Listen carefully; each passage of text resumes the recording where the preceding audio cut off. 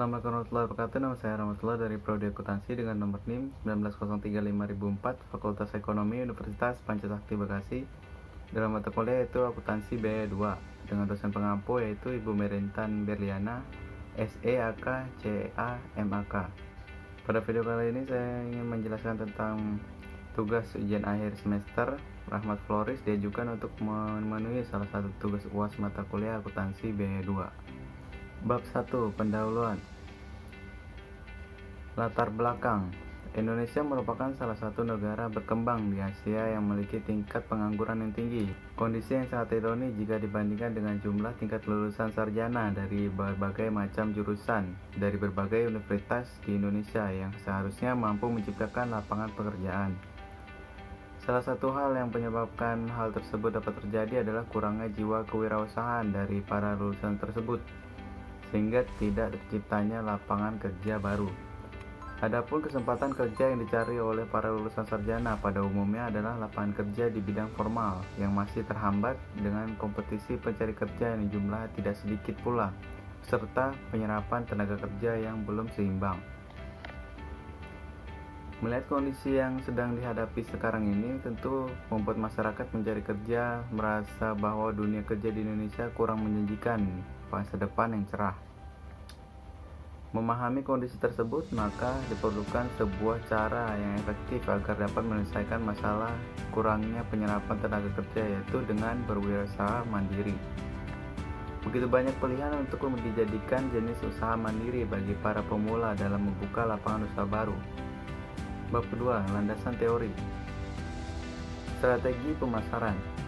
Strategi merupakan dasar kelanjutan kegiatan marketing yang telah direncanakan. Penetapan suatu rencana untuk mencapai tujuan pemasaran. Strategi pemasaran yang baik harus dibangun atas dasar pemahaman bisnis yang kuat. Dalam dinamika pasar-pasar dikombinasikan dengan pemahaman kebutuhan dan keinginan pesaing, skill human capital, pemasok. Selain itu, strategi pemasaran yang baik juga harus mampu memvariasi 1. Marketing mix, 2. Segmentation, 3. Targeting, 4. Positioning. Variabel strategi. 1. Keadaan pemasok. Suatu kesulitan bagi seorang pengusaha untuk menduga kapan pemasok baru akan muncul di samping yang sudah ada. Oleh sebab itu, pengusaha harus selalu memperbaiki produk atau pelayanan usaha dan pasokannya. Prinsip selalu memperbaiki mutu walaupun tidak ada pendatang baru adalah suatu kegiatan yang harus diperhatikan dengan cermat. 2. Keadaan persaingan. Pengusaha harus selalu melakukan inovasi dengan kreativitasnya untuk membedakan produknya dengan produk pesaing. 3. Perkembangan teknologi. Kapan akan muncul teknologi baru yang memperbaiki proses produksi baik dari segi efisiensi maupun dari segi model sulit diduga. Untuk mengatasi hal ini, pengusaha harus mencoba menggunakan teknologi baru lebih cepat dari saingan yang lain. 4. Perubahan demografik. Perusahaan atau pemasaran harus dapat memetakan perkembangan penduduk, tingkat usia, ekonomi, dan seterusnya. 5. Politik dan ekonomi. Perubahan-perubahan pemerintah dalam bidang ekonomi berupa naik turunnya suku bunga, pembatasan kredit, politik moneter, ataupun perubahan-perubahan politik lainnya. 6. Sumber daya alam. Sumber daya alam sulit diramal kapan berkurang atau ditemukan sumber-sumber baru. Bab 3. Profil usaha. Rahmat Floris adalah toko bunga di Jakarta yang siap membantu dan melayani pesanan karangan bunga. Berkembang sejak Juni 2016, yang berlokasi di pusat kota, tepatnya di Komplek Toko Bunga Jalan Pengadengan Selatan Raya nomor 7, Kalibata, Jakarta Selatan. Berlokasi di kawasan strategis, tepatnya karena dekat dengan pusat keramaian kota dan mudah diakses dari mana saja. Visi: senantiasa menjaga dan meningkatkan kualitas produk baik dari barang dan jasa serta meningkatkan pelayanan untuk kepuasan pelanggan. Misi: menyediakan pelayanan dan pekerjaan terbaik dengan kualitas tinggi sehingga meningkatkan daya saing dan kepuasan pelanggan. Metode produksi. Toko ini menggunakan metode pesanan karena metode yang digunakan oleh perusahaan yang berproduksi berdasarkan pesanan, di mana biaya-biaya produksi dikumpulkan untuk pesanan tertentu dan harga pokok produksi persatuan dihitung dengan cara membagi total biaya produksi untuk pemesanan tersebut dengan jumlah satuan produk dalam pesanan yang bersangkutan. Jenis biaya produksi. A. Bahan baku. Bahan 1. Papan kayu 1x2 meter, busa, kain baldu, lem, karet, paku payung Jepara. Bahan 2. Bunga dan pernik. Bunga yang digunakan ada 5 macam, yaitu 1. Bunga kualitas nomor 1 merek Wanwan. 2. Bunga kualitas nomor 2 merek Cahaya Murni. 3. Bunga kualitas nomor 3 merek Sinar Jaya. 4. Bunga benang. 5. Bunga kecil, jarum pentul, dan renda. B. Bahan yang dibutuhkan. Bahan nomor 1 yaitu kayu 1x2 meter dengan jumlah 21 batang, harga persatuannya ada 35.000. Total harganya adalah 735.000. Bahan nomor 2 yaitu busa jumlah 9 lembar, harga persatuannya adalah 100.000. Total harganya adalah 900 lembar. Bahan ketiga yaitu kain baldu jumlah 12 meter, harga satuannya adalah 40.000 dan total harganya adalah 480.000. Bahan keempat yaitu lem kambing jumlah 3 kaleng, harga satuannya ada 30.000, total harga 90.000 rupiah. Bahan kelima yaitu karet jumlahnya 3 gulung, harga satuannya 15.000, total harganya 45.000 rupiah. Bahan keenam paku payung Jepara jumlah 3 kotak, harga satuan 30.000, total harga 90.000 rupiah. Bahan ketujuh yaitu bunga satin dengan jumlah 15.000 kuntum, harga satuannya 250 rupiah, total harga 3.750.000. Jadi total harga bahan-bahan yang dibutuhkan yaitu 6.090.000 rupiah. C. Jumlah tenaga kerja 2 orang dengan gaji 2 juta per orang. D. Biaya overhead jarum pentul 4.000, 31,5 persatuan yang jumlahnya 125.000. Renda 3 gulung 25.000 persatuan, totalnya 75.000. E. Biaya transportasi 150.000 dan biaya sewa 1.600.000. Proses pengerjaan produk. Sebelum membuat karangan bunga, terlebih dulu kita harus menentukan tema yang akan dibuat. Umumnya tema yang akan dibuat berdasarkan pesanan yang telah kita terima.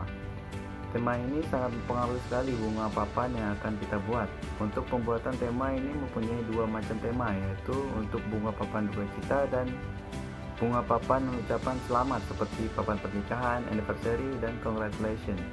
Kedua tema ini sangat berpengaruh dalam pembuatan bunga papan karena untuk mengucapkan bunga duka cita biasanya nuansa agak suram seperti warna putih, hitam, kuning, ungu, dan biru. Sedangkan bunga papan untuk ucapan mempunyai kesan yang ceria dan banyak menggunakan warna-warna cerah seperti merah, orange, pink, dan warna lainnya. B. Proses pengerjaan. Proses pengerjaan untuk satu karangan bunga hanya membutuhkan waktu kurang lebih 3 jam setelah pesanan diterima dan akan segera dikirim ke alamat tujuan yang sudah ditentukan. Untuk memesan karangan bunga memilih model lain yang memerlukan waktu agak lama. Sebaiknya dipesan 1-2 hari sebelumnya agar hasil maksimal sesuai dengan keinginan pelanggan. Rencana produksi. Dalam 1 hari toko tersebut mampu memproduksi 3 karangan bunga. Bahan-bahan yang dibutuhkan untuk membuat karangan papan bunga dalam sehari sebagai berikut. 1. Biaya variabel 6.090.000 rupiah. 2. Biaya tenaga kerja per bulan untuk 2 orang sebesar 4 juta rupiah. 1 papan bunga selesai dikerjakan dalam waktu 3 jam. 1 hari mampu memproduksi 3 papan bunga, jadi 9 jam dikali 30 hari sama dengan 270 jam. Upah tenaga kerja per hari yaitu 2 juta dibagi 30 hari sama dengan 66.600. Upah tenaga kerja per jam 2 juta dibagi 270 jam sama dengan 7.407. Dan jika di total 30 hari dikali 9 jam dikali 7.407 sama dengan totalnya adalah 2 juta. Dan upah tenaga kerja per unitnya adalah 2 juta dibagi 90 unit sama dengan 22.200. 3. Biaya overhead jarum pentul 4.000, totalnya 125.000, dan renda 3 gulung, totalnya 75.000. Jadi total biaya overhead adalah 200.000. 4. Biaya tetap transportasi 150.000 dan biaya sewa 1.600.000 per bulan. D. Harga pokok produksi metode variable costing.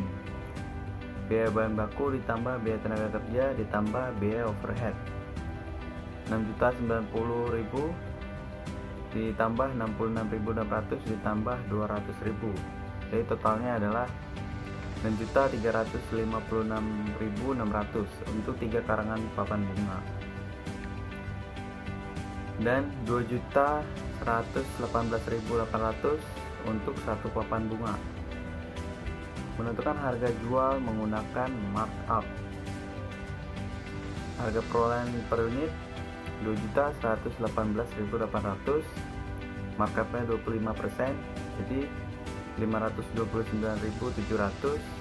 2.118.800 ditambah 529.700, jadi totalnya 2.648.500 per unit harga jualnya, dikali 90 unit sama dengan 238.365.000.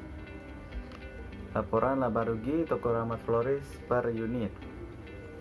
1. Pendapatan, yaitu dari penjualan 2.648.500, dan yang kedua itu biaya, ada biaya variabel yaitu HPP 2.118.800 dan biaya fix atau biaya tetap yaitu biaya transport dan gaji. Upah tenaga kerja per unit yaitu 22.200 dikali 2, jadi totalnya adalah 44.400. Jadi total fixed cost-nya adalah 194.400. Laba kotor adalah penjualan dikurangi HPP ya. Jadi total laba kotornya 529.700. Laba bersih yaitu didapat dari biaya tetap dikurangi dengan laba kotor. Jadi totalnya adalah 335.300. Jadi toko Rahmat Florist mendapatkan laba dengan total 335.500 per unit. Bab 4. Kesimpulan dan saran. Kesimpulan, florist adalah sebutan untuk orang-orang yang mengerjakan merangkai bunga segar maupun bunga imitasi dalam bentuk karangan bunga, buket, bunga meja, boutonnières, corsage, atau lain sesuai permintaan klien. Saran, seiringnya berkembang zaman yang semakin modern, banyak cara dan gaya seorang untuk mengungkapkan perasaan terhadap orang-orang yang mereka sayangi. Bunga bisa dikatakan sebagai wakil ungkapan perasaan. Jadi ketika kata-kata tidak bisa Anda ucapkan, katakanlah dengan bunga. Baik, sekian penjelasan dari saya, kurang lebih saya mohon maaf.